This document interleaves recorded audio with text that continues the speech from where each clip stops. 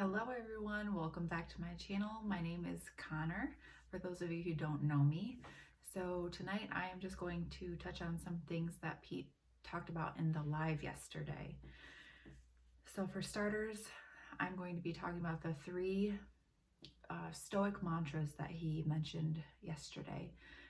So the first one he talked about was Amor Fati, okay? Loving fate, loving destiny, and loving everything that is meant to come in our path, whether it's positive, negative, uplifting, any emotion that comes along with the circumstance, really embracing it and realizing that it's meant to happen in our life and refusing to look at it any other way.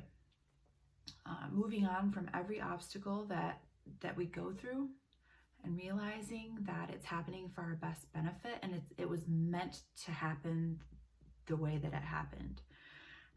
And turning the bad into the good, regardless of the situation, like I said, really having that mentality that you're in refusing to look at anything as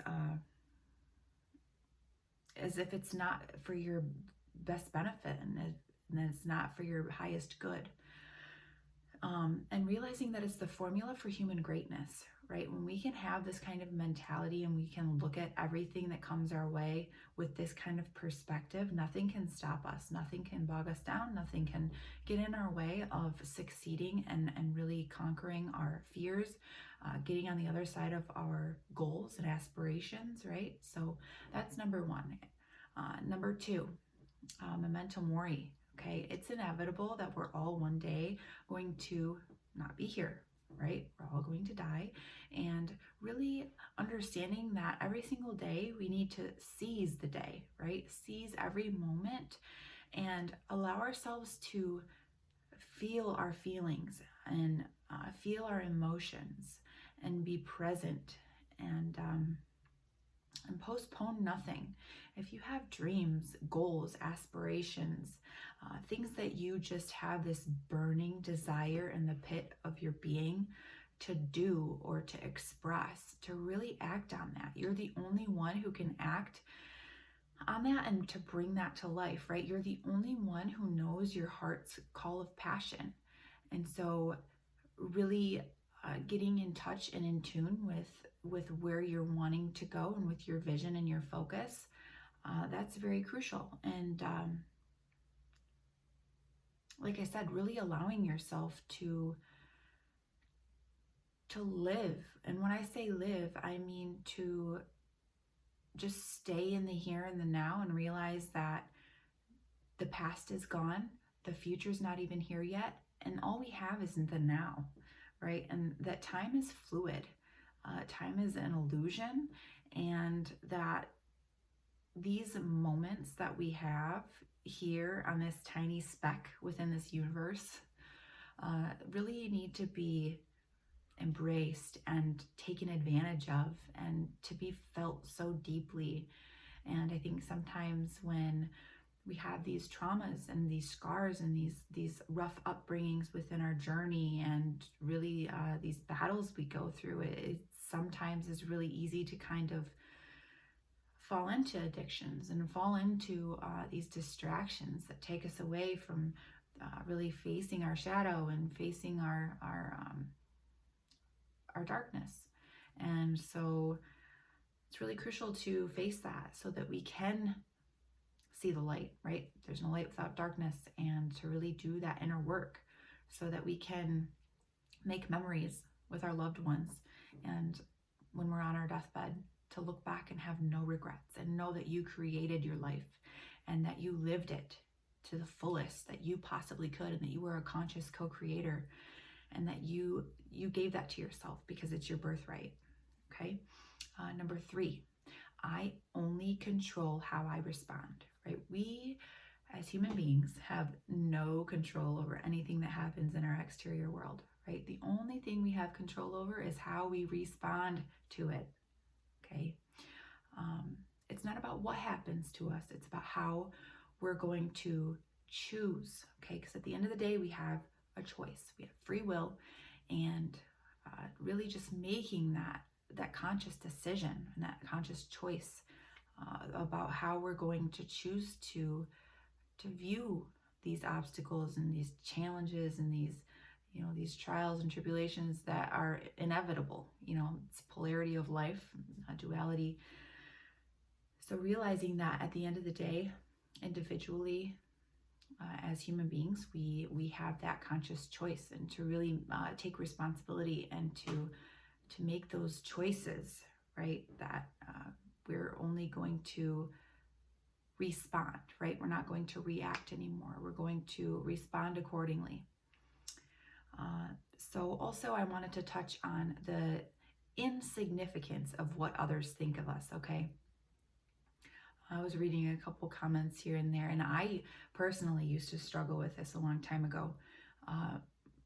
But the thing about having the upbringing that I've had and that a lot of us have had is that we don't care about what others think of us, because we know ourselves so well, and we've spent a lot of time in solitude, and we know that we believe in our capabilities, and we know where we come from, and we have really relied on ourselves, and because we know at the end of the day we're the ones who have really pulled us through these trenches and these difficult, trying times throughout our journey. So, but it doesn't mean that we still don't struggle with it, right? So at the end of the day, what people think about us is none of our business.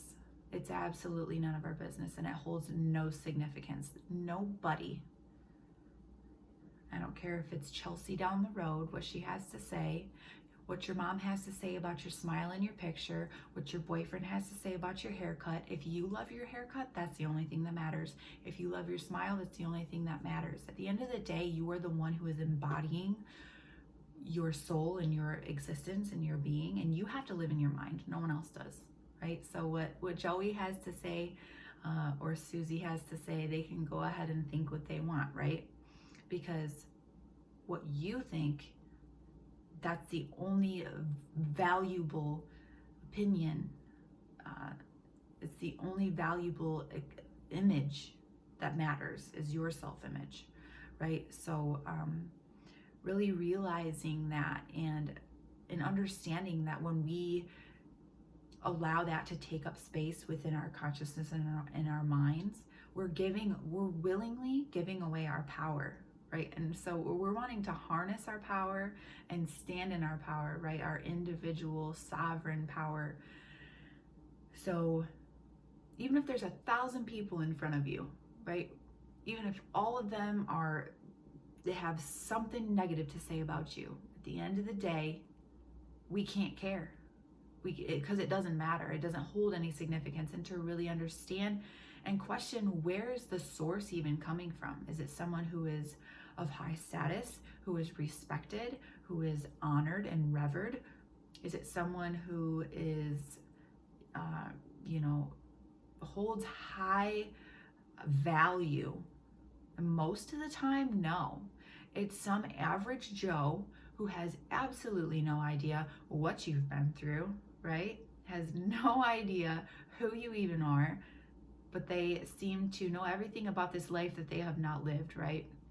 So to really be mindful of that stuff is so crucial and so important to embodying your power and your confidence, your self-awareness and your self-esteem. Because I used to struggle with self-esteem. I used to have the lowest self-esteem. So I know exactly what it's like to care so much about something that really just drains us, and it takes away from who we are. And now's the time to really harness and take care of ourselves, right? Defiant self-love. There's a difference between thinking the world revolves around you and understanding that you are a part of everything that is happening and that is coexisting within this oneness of this universe, and having confidence and realizing that you owe that to yourself. That's your birthright. It's okay to love who you are. It's one thing to be cocky, and it's another thing to realize and understand what you've been through, and to be so loving of who you are and nurture yourself back to health in all aspects. Okay, so this is where I always used to have a problem with this, is internally I would always think, oh my gosh, I'm being too cocky. I'm coming off too strong. First of all, us as 144 light workers, everything we've been through, we have a strong presence in general. We don't even have to speak words. When we walk into a room, we are a magnet because our energy doesn't lie, and we're able to transmute all of these energies from these negative energies into this positive light energy, right? So it's inevitable that when we walk into a room, we're going to attract attention, you know, and we understand that, but most of the time we don't even realize it. So yeah, I just wanted to touch on that because I noticed a couple of comments, people were talking about that, and I know that depending on where you are in your journey, some people struggle with that for a long time. I know back when I was younger, I struggled with that big time.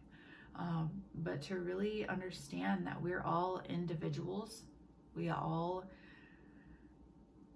no control over what happens in our exterior world. All we have control over is what happens right here, and that's the only thing that matters.